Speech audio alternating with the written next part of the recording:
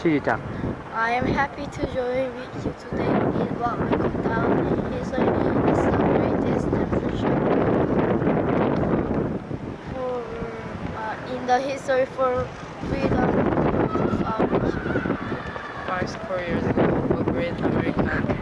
In symbolic shadow, we stand beside the Emancipation Proclamation. This momentous victory came as a great beacon light of hope to millions of Negro slaves who had been seared in the flames of withering injustice. Withering injustice. 100 years later, the Negro is now still not free. 100 years later, the life of the Negro is still steadily crippled by the manacles of segregation and the chains of discrimination. 100 years later, the Negro lives in the on a lonely island of poverty in the midst of vast ocean of material prosperity. 100 years later, the Negro is still languished in the corners of American society and finds himself in exile in his own land. We've come here to today to dramatize the shameful condition. In a sense, we have come here to cash our capital to cash a check.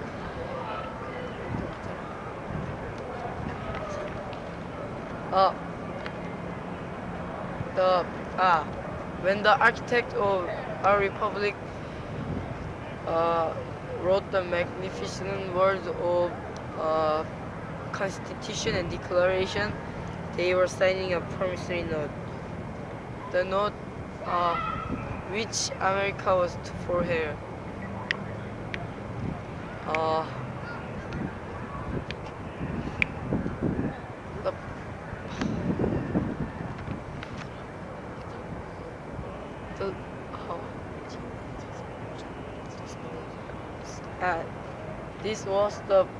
This note was promised that this nation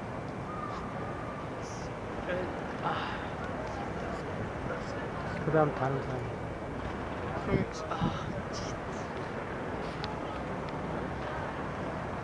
This note was promised that 하나도 안 all 들려. men, yes, black men as well as white men, would be guaranteed of honoring right of life, liberty, and pursuit of happiness. It is obvious today America has defaulted on this promissory note insofar as her citizens of color are concerned. Honoring of instead of honoring security obligation, America has given the Negro people a paycheck which has come back breaking insufficient fund. We refuse to believe that insufficient fund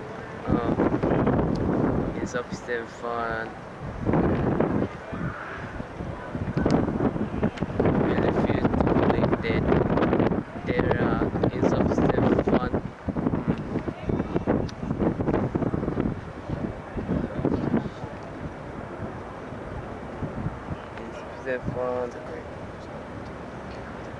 the great votes. a great vote of opportunity of this nation. So we have come to capital to cash this check. A check will give us upon demand the riches of freedom and security of justice. We have also come to this hollow spot to remind to make of fierce urgency of now. This is no time to engage in the luxury of calling of or to take the tranquilizing drug of great religion. Now it's time to make real the promise of democracy.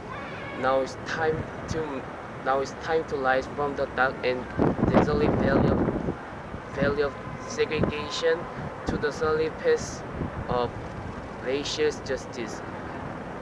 Now it's time to lift our nation from the quicksand of racial injustice to the solid rock of brotherhood.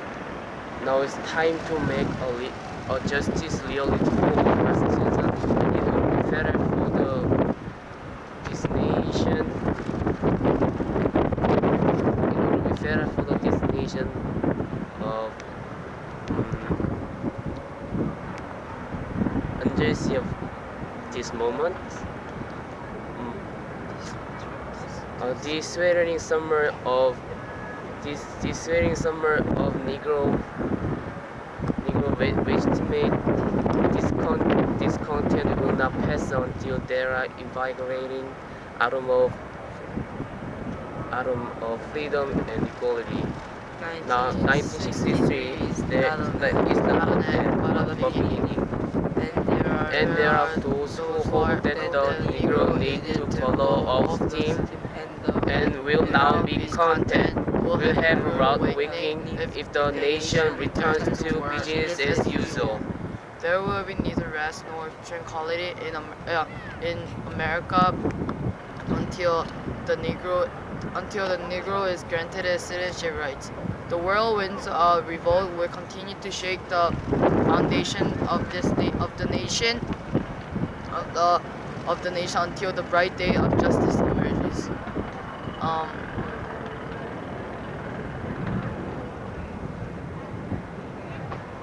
So I say to you, my friends, there is something that I must say. there is something that I must say to my people who stand on the warm threshold of which leads into the palace of justice. In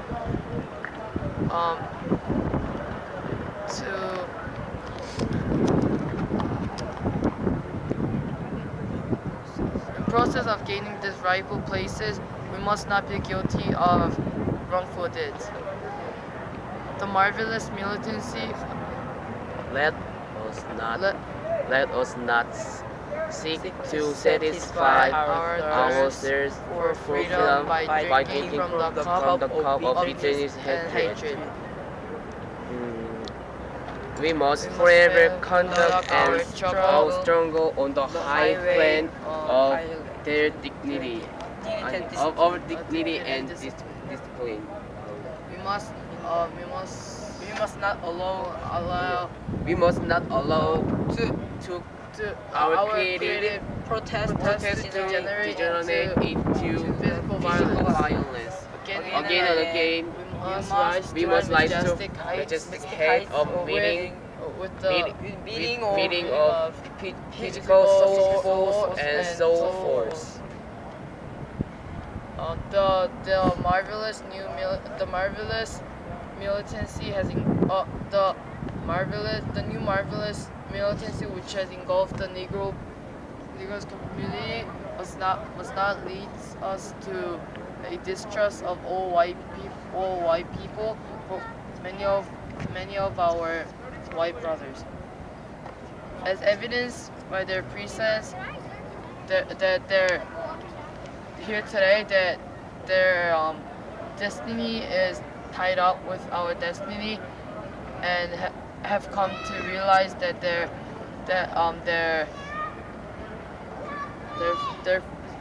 freedom is inextricably bound to our freedom.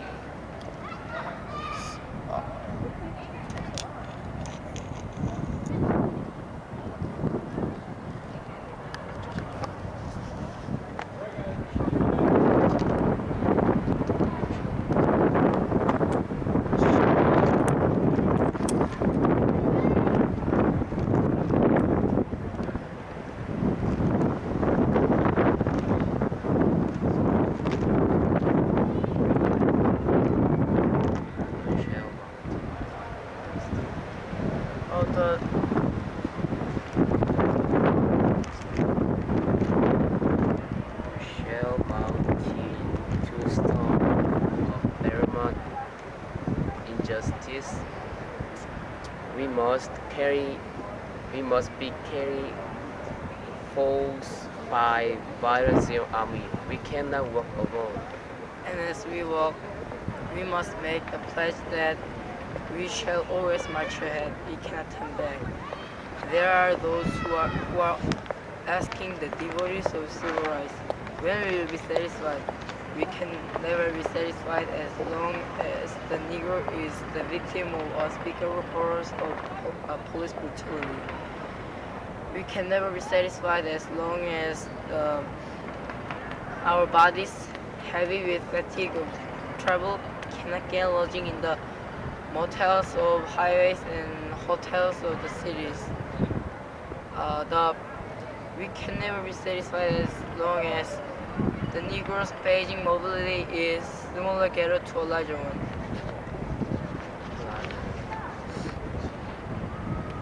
I'm not a mind that I'm not a mind that the Negro. I'm not a mind that some. We can never be satisfied as long as our children are stripped of their selfhood, of their dignity, by signs stating for whites only. No, we cannot satisfy as long as a Negro in Mississippi cannot vote, and when a Negro in New York believes he has nothing for which to vote. No, we are not satisfied. When we'll not be satisfied as long as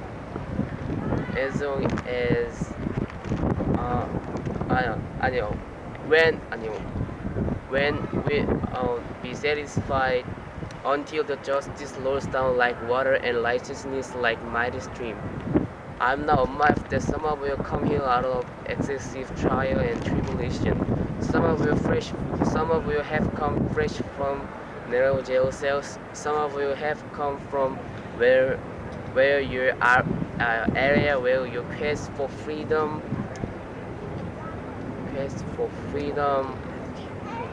left you battered by the storm of persecution and staggered by wind of police brutality.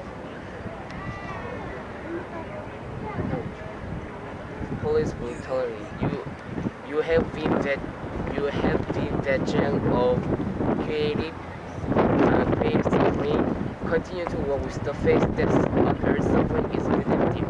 So I say to you, my friend, go back to Mississippi, go back to Alabama, go back to South Carolina, go back to Georgia, go back to Louisiana, go back to slum and ghetto of emerging cities, knowing that somehow this situation can and will be changing.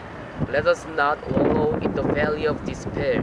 So I say to my friends that even though we must face the difficulties today and tomorrow, I still have a dream. It is a dream that one day, it is dream deeply rooted in the American dream that one day this nation will rise up and live out the true meaning of its creed. We hold these truths self-evident that all men are created equal. I have dreamed that one day on the ladder of Georgia, son of former slaves and son of former slave owners will be able to sit down together at the table of brotherhood. I have a dream that one day, even state of Mississippi, instead of swearing with the heat of injustice, with its swearing with its heat of oppression, will be transformed our washes into the washes of justice and equality. I have dreamed for my little children. I have dreamed for my little children. Will live in this nation. In the country where they will not. Will this nation when when where they will not be judged by color of their skin, but by the content of character. I have a dream today. I have dreamed that one day down in Alabama, with its glaciers, with its governor having his lips dripping with the words of international education.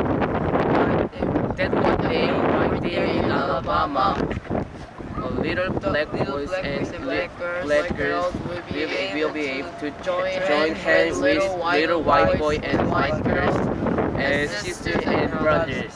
I have dreamed that. I have a dream that I have dreamed that one day every valley shall be exalted.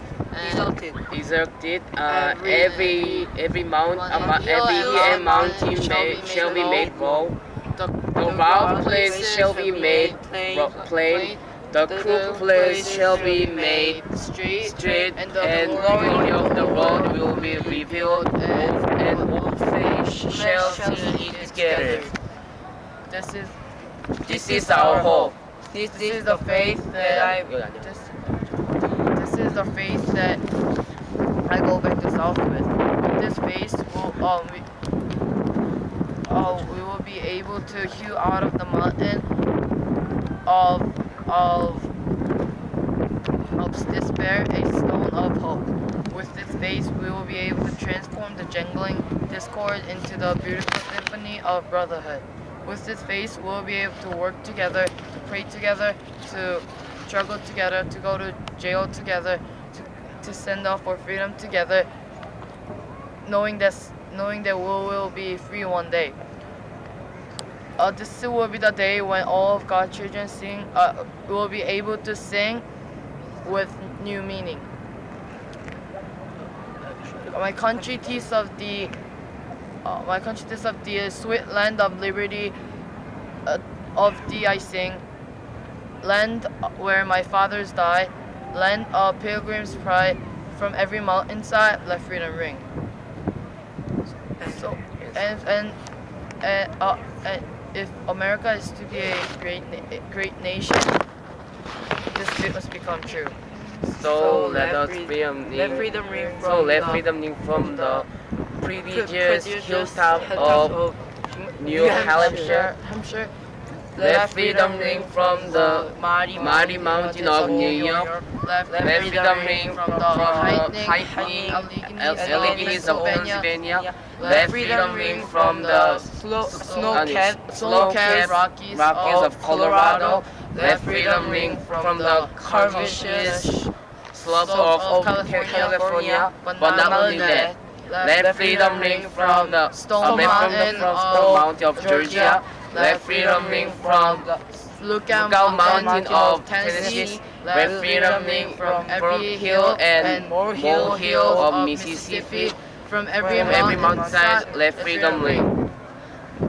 And when we allow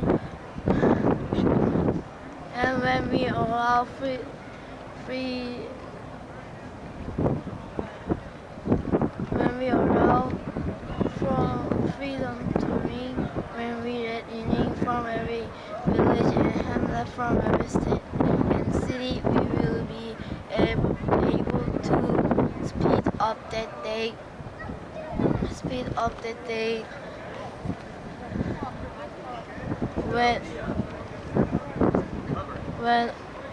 When all of God's children, black men and white men, Jews, Gentiles, Catholic and Protestants, we will be able to join hands to see in the words of the spiritual free at last. Thank God Almighty, we are free.